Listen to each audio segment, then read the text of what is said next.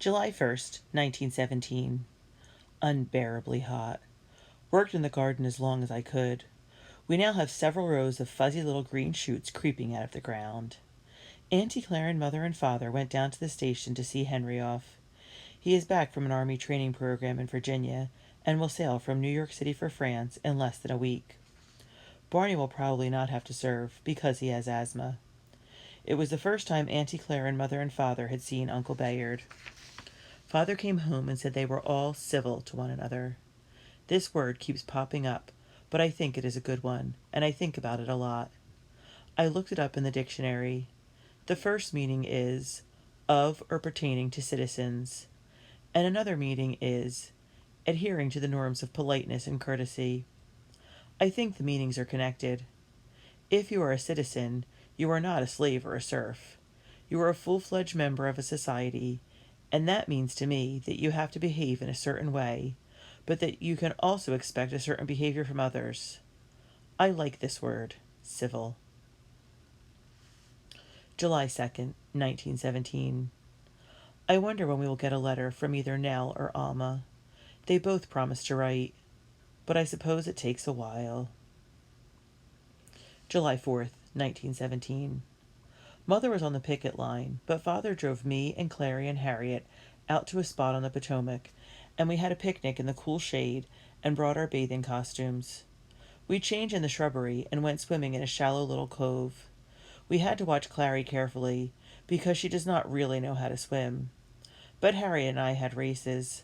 Harriet beat me every time. She is as good at swimming as she is at hockey. July 9th, 1917. Our garden is really coming along. Marietta says we will be able to pick lettuce and radishes in another week. Cassie told me today that Dachshunds are no longer called Dachshunds because it is a German word. They are now called Liberty Dogs. And her friend Celia, who is also a streetcar conductor, has one named Fritz and is changing his name to Reginald or Reggie. It will never work. It is very difficult to change the name of an animal or a human. At least if you are a human, you can remind people, kindly call me Isabel and not Hortense. But if you are a dog, what can you really do about it? July 11th, 1917. At last a letter from Nell. She began the letter on the ship, just as they had entered the war zone, off France, but she was quick to assure us that all had remained absolutely tranquil, even the sea, and that if anything should happen they have all been trained thoroughly, for they have had several drills during the crossing. They line up and divide into groups in front of the particular lifeboat to which they have been assigned. They check each other's life preservers carefully to see if they are buckled properly, and so on. All sounded pretty boring, until she got to the part about the next evening when they were supposed to meet up with what she called their escort convoy. The convoy could not find them. The weather kept getting worse and the sea wilder. But by dawn all was well, and they met their convoy, and she is now stationed in Calais. Calais, she says, is one of the places where they bring the wounded from the front. They take the wounded into a huge hangar, where they put pet labels onto the men's cots as to which hospitals they are to be taken to by the ambulances. She has so far just assisted in the sorting out of the wounded, putting the labels on their cots. An ambulance can carry 6 men at a time. She hopes next week to be assigned to an ambulance. She will not drive one yet, however. Most of the ambulances are driven by British women, who are members of a corps called Fanny, which stands for First Aid Nursing Yeomanry. In the evening she spends her time studying a manual on ambulance maintenance. Each team of drivers and their assistants must know how to fix the vehicle if it should break down. She says that Harriet's sister Margaret has been assigned to another field hospital, closer to the front, but that perhaps we should not mention this to the Wilhelms. She says also that there is a girl in her group, Dottie, who is at Radcliffe with Cassie. She adds that there is precious little time for socializing because they are kept so busy. She is thankful that she has not yet seen any wounded suffering from the ravages of the mustard gas. The entire time Father was reading the letter, Mother just stared into her teacup and occasionally shook her head. Cassie's face was all bright and eager, especially when Father read us the part about 2 women, Marie Chisholm and Baroness Elizabeth de Tesserclaes. Nell says they are the only 2 women who are actually right at the front. They are very well known and have worked as close as 5 yards behind the trenches. Mother grew pale as father read this part, and Cassie brimmed with excitement. July 13th, 1917. It was Cassie's day off, and she and I were walking to the Ardmore when we ran into her streetcar pal Celia with the dachshund Fritz. Such a cute little fellow, and Celia was very nice too. She said calling him Reggie isn't working. I said why not change it to something closer to Fritz, like Frenchie or Frankie. Celia's eyes flew wide open. Why, that is sheer genius. I thought this an overstatement. I mean, it seems so obvious to me that you should change the name to something that sort of sounds like the original one. July 14th, 1917. Mother, Auntie Claire, and Mrs. Wilhelm have been arrested. Going with father to court. We'll write more later. July 17th, 1917. I shall never be able to explain this calmly, but I am determined to write about it. I want to set down the truth exactly. It is hard to think about the future at times like this, but someday, many years from now, I want people, maybe my own children, grandchildren, or great-grandchildren, to know the truth. To know how a court of law can become a court of unfairness and senseless punishment, and make a joke of justice. Mother and Auntie Claire and Harriet's mother were arrested with a dozen or more other women. It was Bastille Day, the day that celebrates the fall of the French Bastille and the French Revolution of 1789. They, along with others, had marched that morning to the White House gates with banners inspired by that revolution, signs with the words liberty, equality, fraternity. The police were very cunning. Some were on bicycles and some on foot, and they would close in on one or two women at a time. But then, as soon as they did, another woman would step forward and carry the banner closer to the White House gates. I was not there, thank heavens. I did not have to see my mother herded into the police wagon. But Harriet was there, and she said all the heckling suddenly stopped, and the crowd grew quiet as they bodily picked up one tiny old white-haired grandmother and lifted her into the wagon with the banner. They could not pry her hands loose from it at the courthouse. I found all this out from Harriet. Then I went with Harriet and father to the courthouse, where Dr. Wilhelm met us. The courtroom was hot and stuffy and smelled bad. There was a one-eyed bailiff. I'll never forget that, and how he called in a low, growling voice for silence in the courtroom. Then the 16 suffragists were let in. They refused lawyers, and instead said they would speak on their own behalf. The charges were read, and this very skinny, bony-faced man, who was the prosecutor, and reminded me of a dark bird of prey, with his beaked nose and slick black hair, began to painstakingly explain how these women obstructed traffic on the sidewalk while taking their banners to the White House gates. One would have thought that they had trucks or immense wagons, whereas they were actually walking single file with the banner held high up and were not obstructing anything. But with his oily words, dramatic pauses, and sideways glances, the prosecutor spun a web of lies. Each woman was allowed to speak in her own defense. I was so proud of Mother. Here is exactly what she said. While you speak of my obstructing a piece of pavement, a sidewalk, my rights as the citizen of a democracy that through the Clayton Act permits peaceful picketing and demonstration have been undermined as you try to pry a banner from an old lady's hands.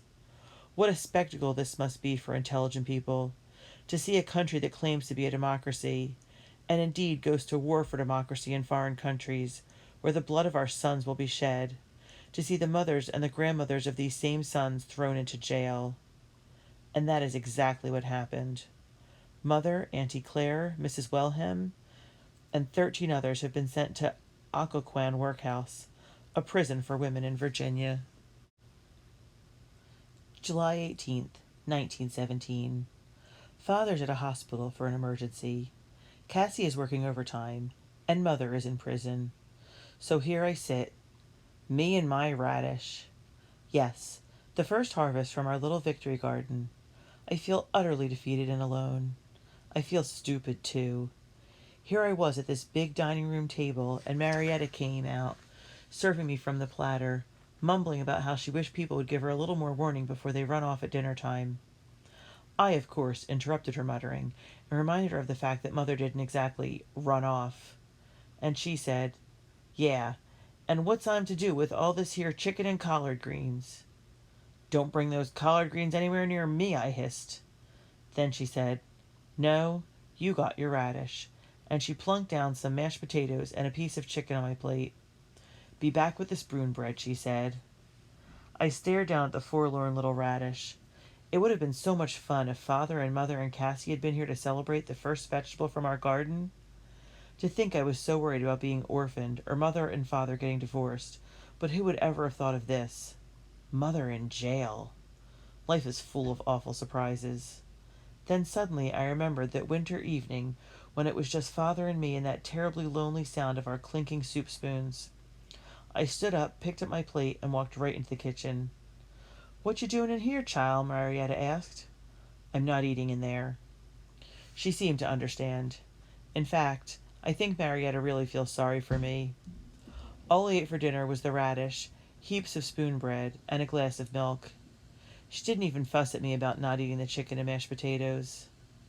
I was playing around with the radish on my plate, a little game that I made up, kind of like hockey. I was trying to roll it with one scoot of my fork into the rose design on the far edge of the plate.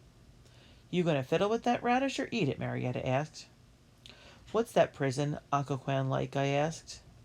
There was a long silence. I looked up slowly from my plate and stared right into Marietta's face.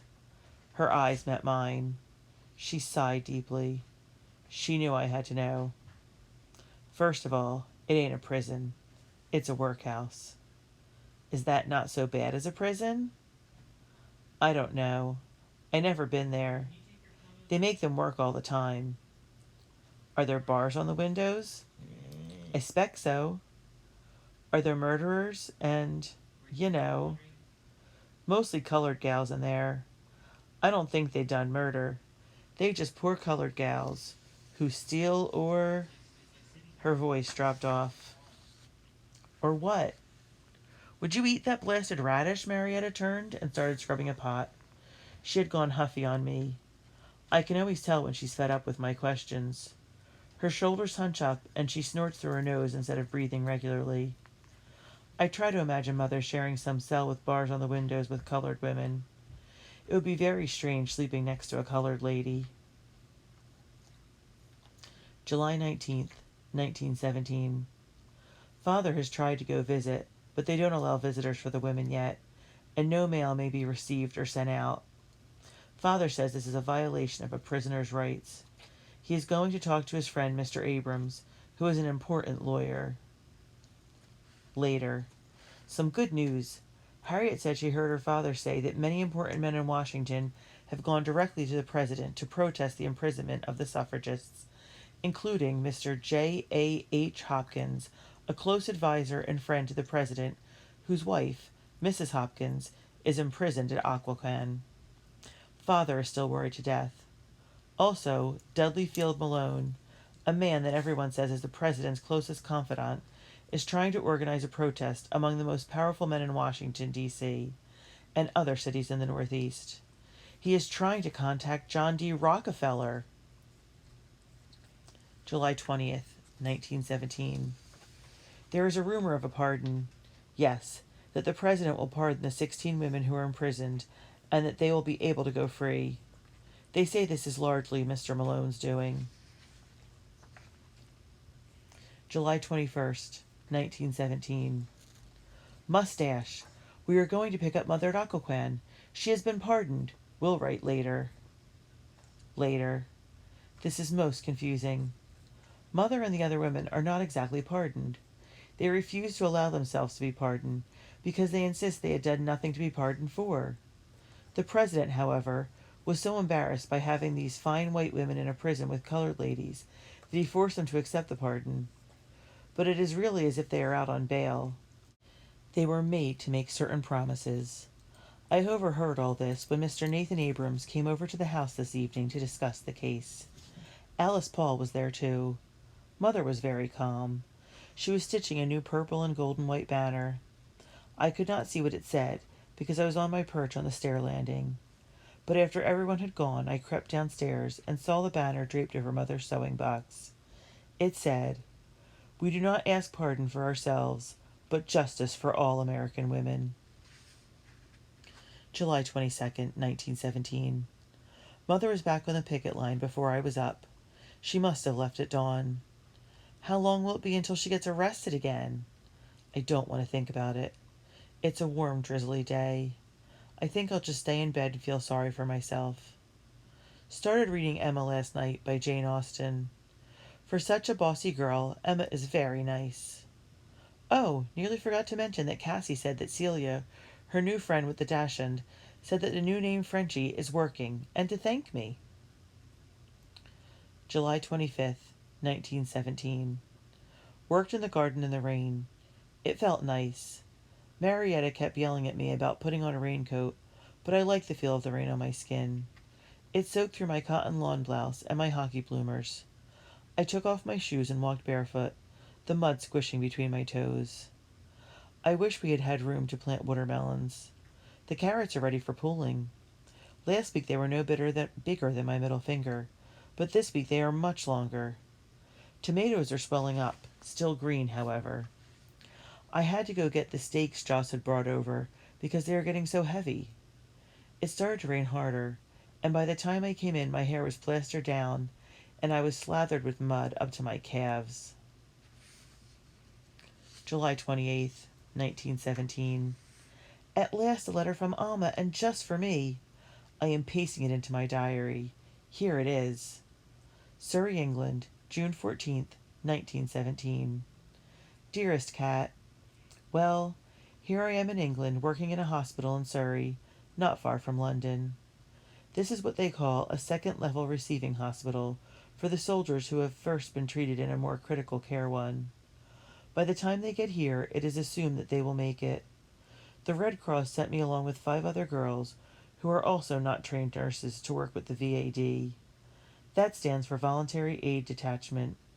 It was formed to provide help to the sick and wounded in case of invasion, but so far, thank God, no invasion. They use us as nurses' aides in hospitals. Our director is the founder of the VAD herself, the Countess of Limerick. One would never take her for a countess, however, because she appears so plain in her uniform, and wears no makeup and pulls her hair back severely. But to hear her speak is a delight, for she has a lilting Irish accent. And you'll never believe this. She knows that I am not of age, and she doesn't even care. She told me that she ran away when she was 14, with a completely worthless person who drank himself to death by the time she was 19. Then she said to me, "You haven't run away. You have run to something, and therein lies all the difference." There are others like myself who are underage, but as long as we work hard, no one seems to care. And we do work hard. My general duties are taking temperatures 3 times a day, cleaning instruments, and setting up the meds trolleys. Meds is what they call medications. I serve the men tea.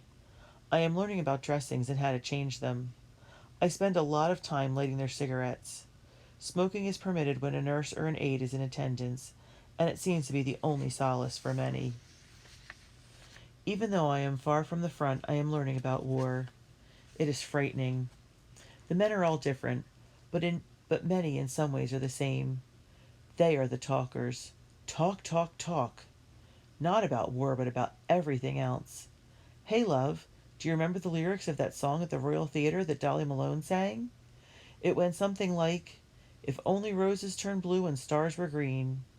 And whether you remember or not, they'll start singing and gabbing about every show they ever saw in London. Or they'll talk about some famous cricket player and some match. Others talk of nothing. They stare wide-eyed all day, and often don't even close their eyes at night. It is as if their eyes have been permanently locked open by some horror they have seen. And then some of them are lost in some distant, misty memories. There is one feller, Binker they call him, who was raised in India, and he is always talking about this beautiful garden and his ayah, which I gather is some sort of nursemaid for children, and he talks about a friendly python that lived coiled in a clay jug in the corner of the garden, to which he fed sugar. This is all so different from Washington. Mother, the picket line, the divorce, all seems so far away. But you don't, Kat. I feel that I can speak more directly to you than anybody else. There are things I simply cannot tell Mother. There are some men with terrible wounds here, And there are also men who are mentally very sick. There is a psychiatric wing to the hospital. A man committed suicide last night, and another man is missing half his face. He must be fed through a special kind of straw, and tomorrow I am to learn how to do it. I am fearful. I don't know whether I shall manage or not. I must do this. I just must. Their sacrifice is so great, and my contribution so little. Thinking of you, Kat, every minute of every second of every day. Love, Alma. It is impossible for me to describe my feelings about this leather. Auntie Claire got one too, but it was much different.